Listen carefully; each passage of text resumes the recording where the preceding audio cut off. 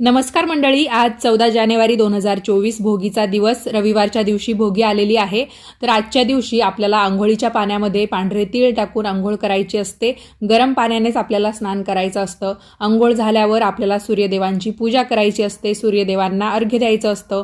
त्यानंतर तुळशीची पूजा करायची. रविवारच्या दिवशी तुळशीला हात लावत नसतात किंवा तुळशीला पाणी घालत नसतात, पण भोगी असल्यामुळे किंवा सूर्यनारायण व्रत असल्यामुळे आपण तीळयुक्त पाणी तुळशीच्या मुळाशी अर्पण करू शकतो आणि तुळशीला नमस्कार करू शकतो. आता भोगीच्या दिवशीची जी काही देवपूजा असते, तर देवांना सुद्धा स्नान आपण तीळयुक्त पाण्यानेच घालायचं आहे. इथे मी तुम्हाला बाळकृष्णाचं स्नान दाखवत आहे.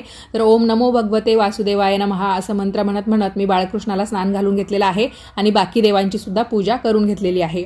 यानंतर भोगीच्या दिवसाचं सर्वात मोठं महत्त्व म्हणजे भोगीची भाजी. न खाई भोगी तो सदा रोगी असं म्हटलं जातं. तर भोगीची भाजी या दिवशी आवर्जून करावी आणि खावी. धन्यवाद.